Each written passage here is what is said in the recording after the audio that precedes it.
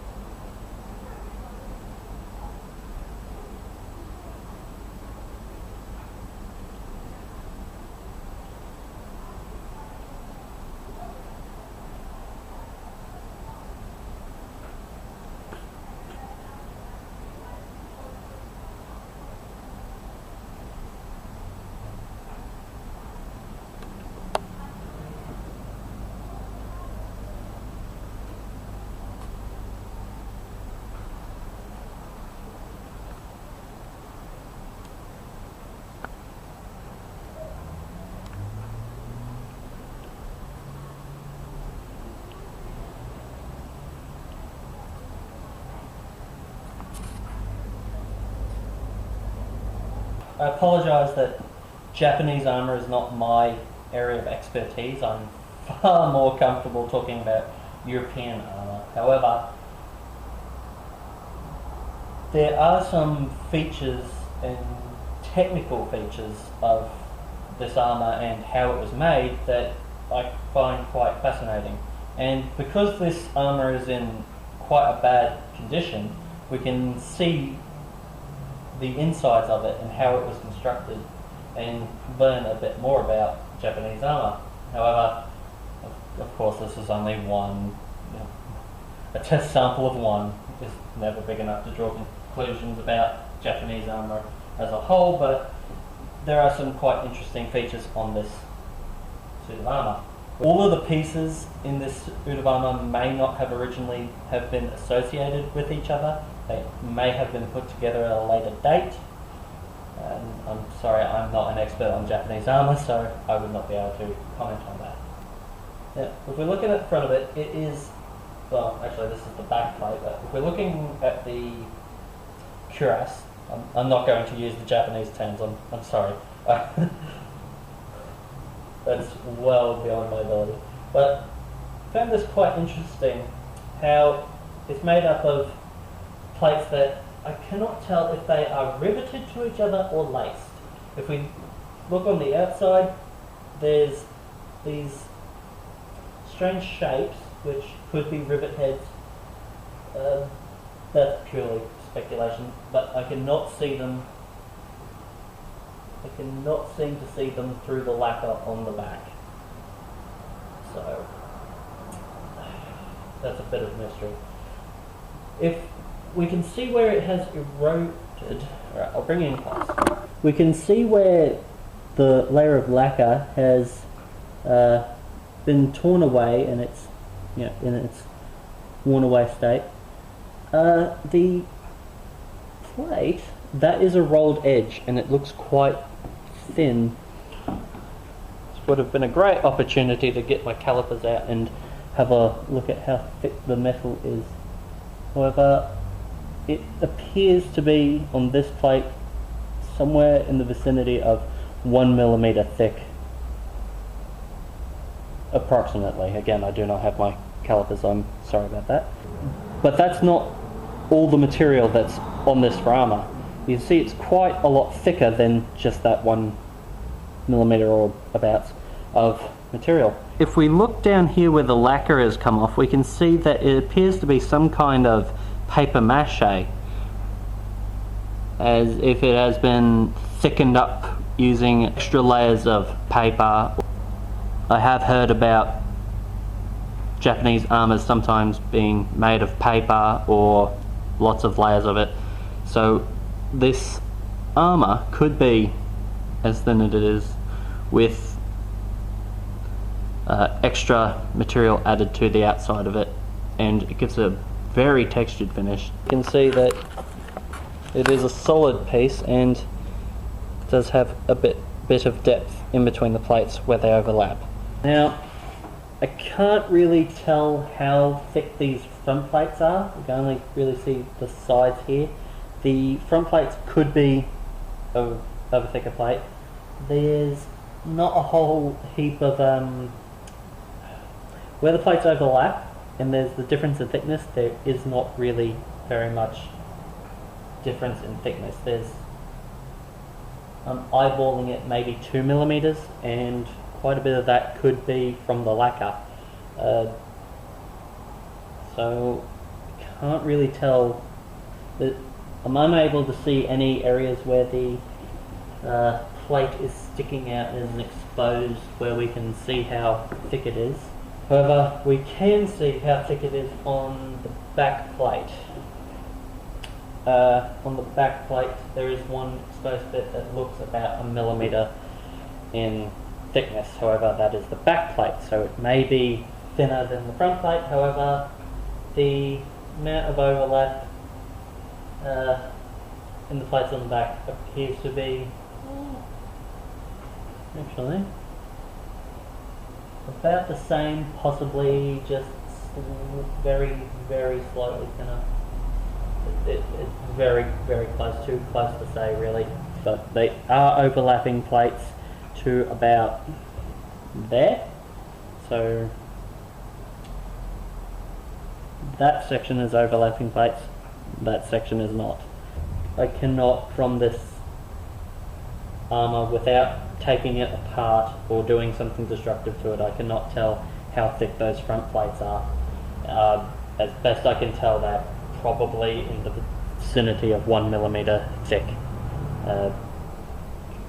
just by looking at how much of a shoulder the overlap gives, and considering that the lacquer itself is quite thick and will take up a lot of that material. I can only guess that's maybe around 1 millimeter. But of course this is just speculation. Actually, maybe I can have a look at the hinge. Alright, we can see where the plate comes out and forms the hinge. I'm not seeing that as being a separate piece of metal, and it is probably about 1 millimeter. However, that could have been thinned out just for the making of the hinge. Actually, yeah, that's possibly even less than 1 millimeter. That, again, could have been thinned out just because that's the hinge and not the actual front of the chest plate. Another interesting feature is how thick the I'm not sure of the technical name, this part of the back plate that comes over and rests on the shoulders. That is quite thick. That's almost 1 centimeter thick. Of course that's not going to be steel, or it would be a ton of misused material for no real advantage, but what we believe this is a built-up of paper mache, and it's got a nice curvature on the inside of it, which would probably help quite a lot in making the armour far more comfortable to wear. You could imagine if you were wearing a modern reproduction that did not have that and just had a thin strip of metal, that I would speculate would make it a lot less comfortable. So I think that is an interesting feature, that it is built up and rounded at the shoulders, possibly for more comfort when wearing it. I should probably point out that we can see what appears to be metal in these parts that cover the shoulder for support. It does appear that the curved section that we speculate may be some kind of paper mache has delaminated from what appears to be a plate of metal. So it appears that there is indeed a metal strap through there, but it has been built up with some kind of other material to give it that shape, probably for comfort. Another interesting point are these holes in the back plate. We believe this is where the flag would have been attached. And we believe that this strap here that the tassets is attached to is possibly added later, because it does not seem to properly line up with the holes in the cuirass entirely. It's a very plastic-like material, and with the way it moves and the colour, I would speculate that that is most likely rawhide. Obviously not plastic, considering the time period, but so it appears to be rawhide, not leather. We have these tassets attached to the cuirass. Yes, I am using European terminology, that's what I'm comfortable with.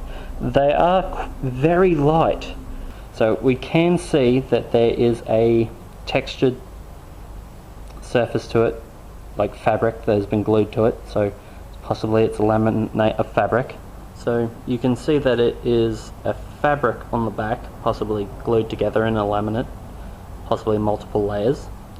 But we can also see, if we turn it around, where some of the lacquer has come off, that it is paper at the front. So that does appear to be a small thread of some kind.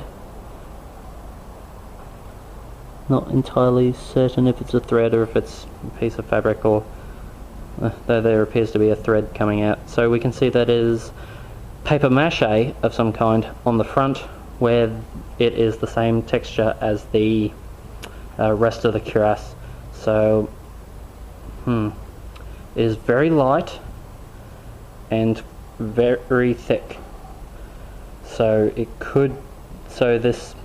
these tassets could be a composite material made from paper and glued fabric together. And there could also theoretically be a piece of rawhide in there, but I'm not going to cut it open to find out. Now we have this strange kind of shoulder defense, which would normally be attached to about here on the armour, however it has come away with age. They are these strange, they are small hexagons of a material, or some kind of hard material, stitched into place on the inside of this material. Some kind of the cloth or possibly paper backing does not appear to be a glued paper backing over a hemp-like material, and I believe there's some of these that have opened up. Yes, some of these with age have opened up, and we can see the material inside. It appears to be some kind of paper mache type material. So we've got hexagons of this harder material inside. Alternatively, it could be rawhide. I really cannot safely say without doing destructive tests to it, so I'm not going to. So that's interesting. However, this suit of armour also has examples of metal hexagons in the armour. Okay, so brings us to the shin guard. It also has those same hexagons, however we can indeed see that there is one made of metal in there. Now, someone who makes armour Something I find quite interesting about these splints is that they are indeed curved. They have a ridge given to them. What I find interesting about these splints, and we can tell that they are steel because some of the lacquer has come off, is the shape of them. They are curved to follow the shape of the leg, but they are also curved in a way to give them a central ridge, which is similar to a flute. This would make them a lot stiffer. Now, a piece of steel this thin, again we're definitely under a millimetre, with that wide would crumple if you hit it with any kind of force. That if you were to strike this and it did not have that ridge, I would not expect it to do very well. I would be looking forward to seeing some tests on other suits of armour, definitely not this one, to see how much of an effect that shaping would help by giving it added rigidity. I think that is quite interesting. We of course have the same thing happening with the splints on the arm defence for the forearm. They are curved to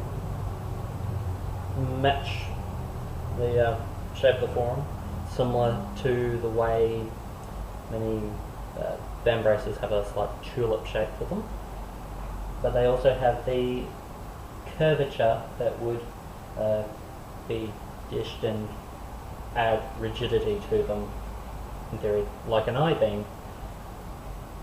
The material appears to be some kind of hemp on the inside with a coarser material over the top. It looks like cotton. I would not really want to speculate much. But the pieces of steel for the arm defences are extremely thin. I would need calipers. That looks like it is under half of a millimetre to me, just eyeballing it. I really wish I had my digital calipers with me and working at the time. That is incredibly thin metal on arm defences. Of course, we have the demi gauntlet, which is integrated into the rest of the arm. There's a collar of Japanese style budded mail and individual plates to go on the hand. It does not have fingers like any European gauntlets. This is what we would call a demi gauntlet. And it has sections of mail around it that I would speculate are there to allow more movement in the hand. As we have skipped one of the shoulder defences. This is similar to a Japanese equivalency of a type of pauldron. It is very light and does not appear to be made out of metal. It is just too thin. And where the lacquer has come away, I would speculate that these are made of rawhide. So where we can see where it has broken, it does appear to me to look like rawhide. You can also see the strapping does not appear to be some kind of lace, maybe some kind of leather strapping holding it together, and it has been lacquered over the top of it, so you do not have the knots on this kind. It appears to just be some kind of leather thong. Yes, I would guess some kind of leather thonging through there, holding it together and lacquered over the top, but it's very light and I would say it is probably rawhide, like a rawhide dog chew, that kind of material. Now this brings us to the, I'm not sure if you would call it a cuisse or tassel, if you were going to try and use European terminology. It is the upper leg defences that cover the thighs. We have some kind of iron plates, laced or weaved in with Japanese style mail, and an ornamental larger plate there.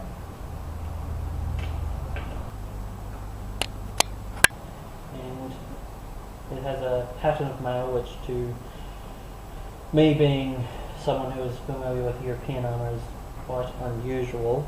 It's not what I'm used to of armour.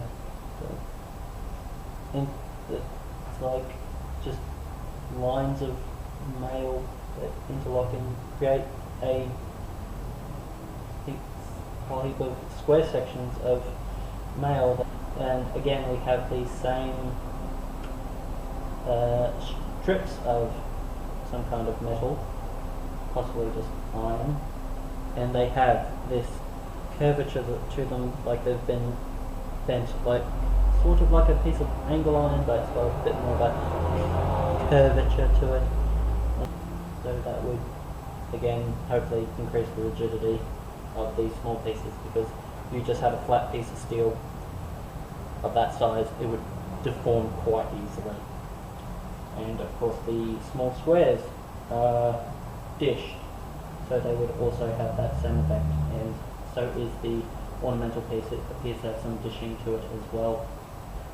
It rises up towards the centre. That would, in theory, give a bit more rigidity. Okay, so now we're on to the helmet.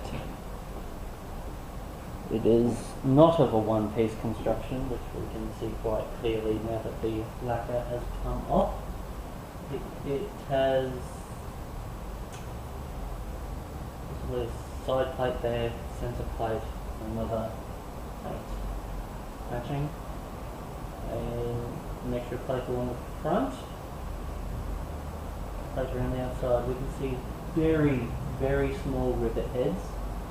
I can only see one rivet there, one there, one there, and the heads appear to be 2-3 millimeters thick, so probably not very thick rivets going into it. Again, we can see this quite thick material over the top. There's textures and adds some thickness.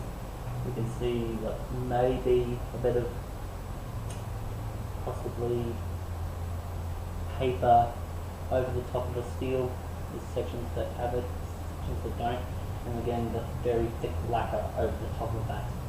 I find this quite interesting. It reminds me quite a bit of the Saxon helmets and their multi-piece construction. And of course we've got these plates down the sides, which are, you would have seen before. They move up and down. And of course we have this lovely chin piece. It's not a full mask, but it's the chin without the nose. It's quite well shaped and gives it quite a pronounced chin. And of course there is the, you might call it you may call it an aventail in European terminology, though it is had a plate or strap. Not quite sure what material it was made out of. I would speculate probably metal, just considering what part of the armour it is. I would not be trusting my throat to rawhide. I can see a secondary rim. I'll bring it in. And of course we've got this, not sure what you would call it, thing sticking out. You could put your crest on it. Alright, so I have got permission to lift up the helmet and have a look at the insides. You can see there is a fabric mesh. Appears to be laced to the inside of the helmet. Got a hole in it. So it's a fabric liner. It would be suspended from the helmet.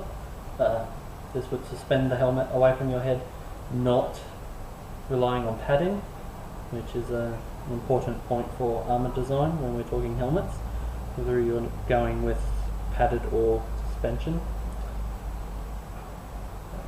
Of course, this means we can't really see much of the construction of the plates, but that's okay. We can speculate from the outside, and really would not want to be taking this apart. Looking at this centerpiece along here, it does not match up with, does not seem to match up with either of the other plates. It does not match up with the ends of either of these. There's no joint in the middle, so I'm thinking it could be this side plate along the bottom continuing around to the front with an extra piece to reinforce the front of the helmet. And this piece that wraps around has this piece below it riveted to it, and that is what turns out at the sides to give the little, sorry, I forget what they're called. They always look just like ears to me. I know they have a technical term, but you know, Japanese armour is not my area of expertise. I'm sorry for that. Now this mask with the extra lames is very, very light now that I'm holding it. Let's see, is there any... yes, there's a bit where it's broken off there. It appears that there's the slightest piece of rust there, so I would say that these would have a thin piece of steel. Well, I keep saying steel. It's can't really tell if it is steel or iron, but so we can see from that piece of damage there that there is most likely some kind of iron or steel plates in this section. Of course, this is we can see from the damage here that the mask is also made of steel.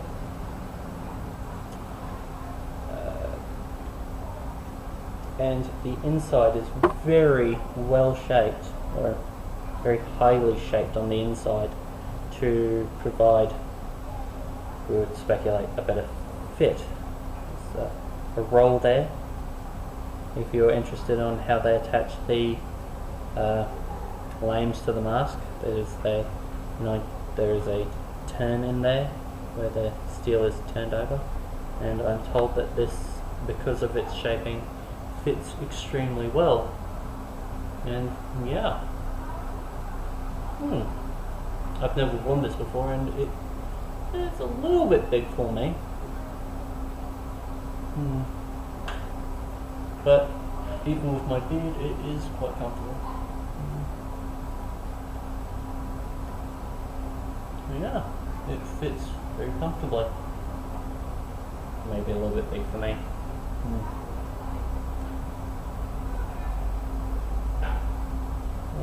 Very interesting piece of history. Anyway, hope you enjoyed this video. If you would like to see more like this, please like and leave a comment. Please share this on social media, that would help me a lot. I can't promise that I can see more antique armour or more Japanese armour, but I will try to do more armour related videos in the future. If you would like to help me out, please share this video on social media, like and subscribe, and please leave a comment. Tell me what you thought of it, everyone. Yeah.